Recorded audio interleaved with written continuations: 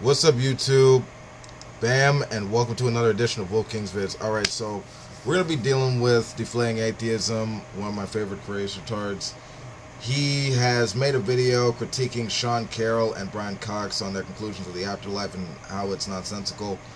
So we're just going to analyze that and see if it has some merit. But dealing with Deflating Atheism in the past, I know that he generally tends not to say much things that are substantive. Let's see. Physicist Sean Carroll has disproved the existence of life after death.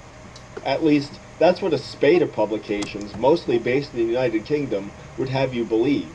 In fact, it's almost an exact replay of what happened a few months earlier when a spate of publications, again mostly based in the United Kingdom, ran with a story saying science popularizer Brian Cox had disproven the existence of ghosts. Make no mistake, Sean Carroll's argument and Brian Cox's argument are the same cheap product in different packaging.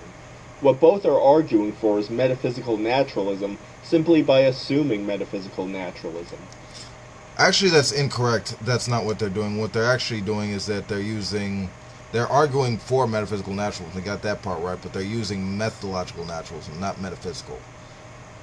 That is the assumption in science that since there's no way to actually contact or detect or measure the supernatural, scientists limit their understanding of the universe to naturalistic explanations and forces, general laws of physics.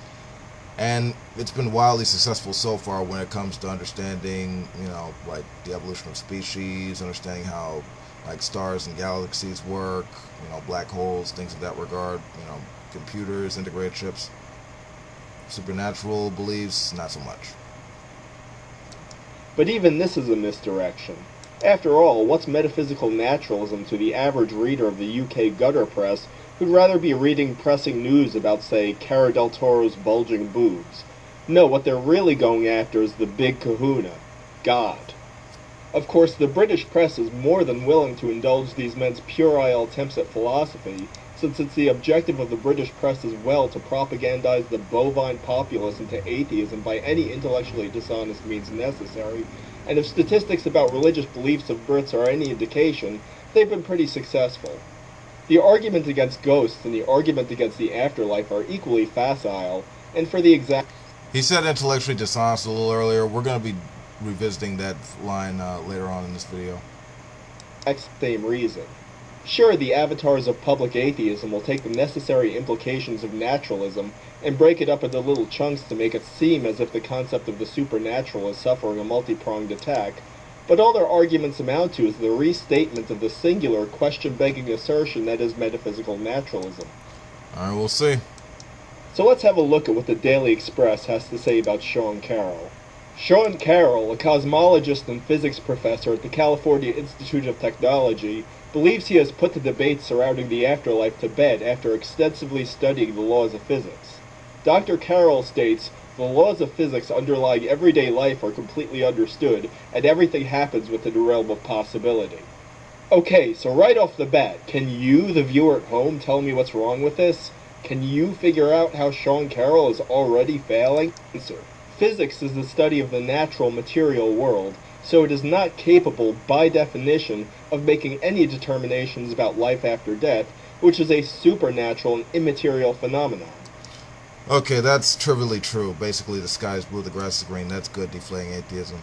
However, there have been individuals in life that have claimed to have supernatural abilities which have empirical consequences on the real world. So if evidence was demonstrated to show that they've actually do not hold supernatural abilities or properties, then wouldn't that disprove said supernatural claim? We're going to be getting into that later. Also, the laws of physics underlying everyday life are completely understood? What a dogmatic anti-scientific declaration. Carroll is willing to close off the possibility of future discovery. He's willing to maim science itself just for a shot at disproving the supernatural, which wouldn't be disproved even if his statement were correct. Okay, the laws of physics underlying everyday life are completely understood, and everything happens within the realm of possibility. So this is more getting into the language of probability and basically likelihoods. So I think this is a reasonable caveat to say It's basically not saying that, we know every single thing and, the level of chance it might occur. So it might be very well possible that, spirits or ghosts or an afterlife does exist, but the likelihood of it actually being the case is low, if not non-existent.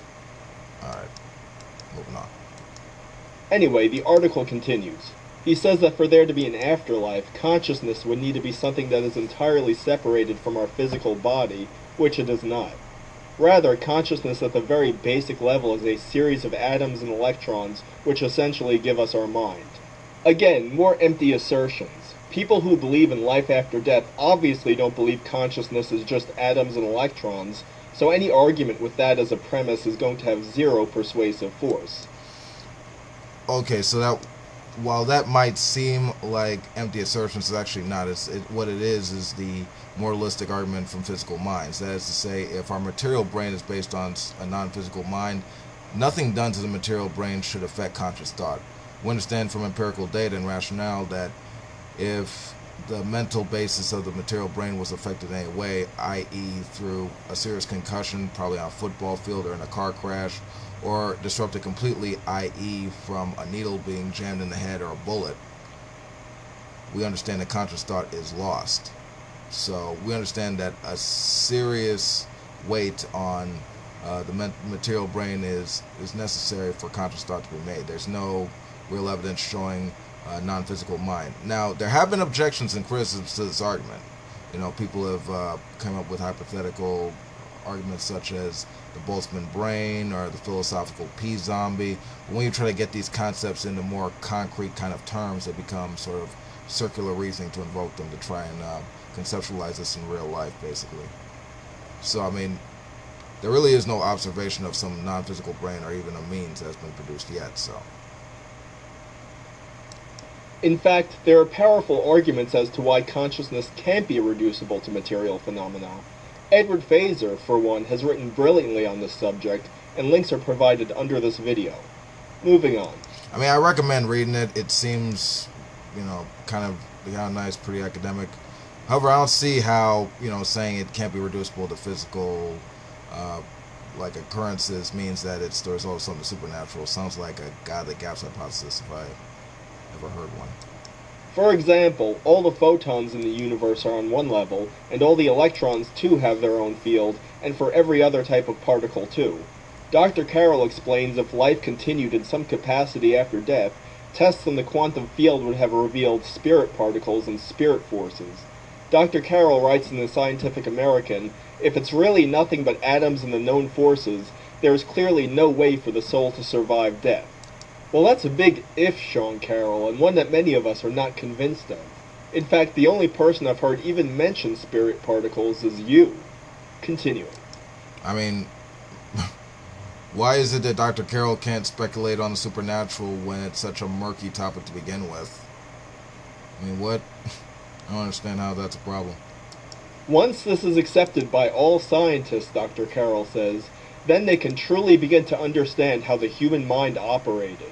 He said, there is no reason to be agnostic about ideas that are dramatically incompatible with everything we know about modern science. Belief in life after death can't be incompatible with scientific understanding, not even in principle. Sure. Okay, so let's just assume for the sake of argument that Dr. Carroll and Dr. Cox are wrong. The general consensus, the overwhelming consensus of science that ghosts in the afterlife don't exist is incorrect, and that ghosts, the afterlife souls, whatever you want to call them, they all exist and they're all real. Okay. Why is it so difficult to map and model said phenomena? I mean, for Christ's sake, James Rand, he had a $1 million prize out there for anyone who could prove any kind of supernatural or paranormal claim to be real in the case. He's overseen several tests over many years, and all of them have failed to actually demonstrate said phenomena is actually real and going on. None occurred that he couldn't replicate, basically. And here's the thing, if you want to talk about intellectually dishonest means, what about these people who claim to be psychic or can talk to the dead or have some kind of clairvoyance, and they use these like dishonest, malevolent tactics and mind tricks. They fool people out of their hard-earned money, trying to make themselves feel good by telling them things they want to hear just for the sake of comfort. Or what about people who claim to be ghost hunters? Not only that they're ghosts, but you can hunt them down. And they use like small towns and old rundown properties and use these stories to try and bolster popularity and rip people off like that. There have been people who've been hurt by these claims. All right. There were teens who went to this supposed spooky haunted house they didn't know it was actually resided in, and the owner actually opened fire on them. One of the people that were at that place, they're paralyzed right now.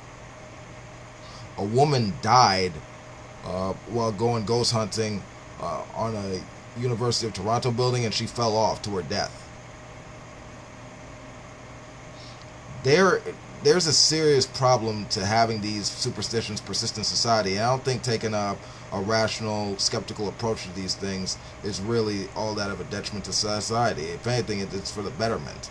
Plato said that breaking someone of their ignorance despite their resistance initially is a noble thing.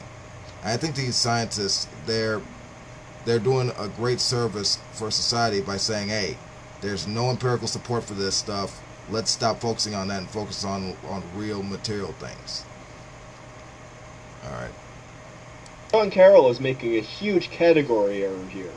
People who believe in life after death aren't making any unqualified assertions about science, but Sean Carroll is most definitely making unqualified assertions about philosophy. Now here's the kicker. Once we get over any reluctance to face reality on this issue, we can get down to the much more interesting questions of how human beings and consciousness really work. You know, you scratch a public atheist hard enough, you always uncover the same basic Stalinist compulsion to try to eradicate religion by hook or by crook. Of course, the easiest way is by... Again with the Stalinist reference. Okay, dude. Stalin isn't going to come to get you. Look, let me make this clear about what Stalin did, just to give you like a heads up. What he did when he came into power is he went after the artists, the authors, basically the intellectual elite, like the best people who could challenge him in society, right? He got rid of them, and then he went after the church and the masses and the rest of the people. So when all the smart, funny, and creative people are gone, then you'll know you're next. Yeah, but there are a bunch of big questions in the universe that are just waiting to be answered. But I don't think indulging in superstitious nonsense of the past is going to get us closer to answering those questions. And you whining about scientists and people of letters and degrees saying that, hey, there's little to no evidence supporting this stuff, it's some kind of bad thing or dishonest or evil. I think that's just your little pissy first world life that you're trying to, I don't know, document for sympathy. Because it's not getting you anywhere. It's not getting humanity anywhere, and you're just holding us back. So you're a douche for that. But that's my video. This has been Wolf King. Peace out. If you like this video, you know what to do. You know, like, fave, share, subscribe. And Sapaude, Dare to Know, and Hail Satan. Good night.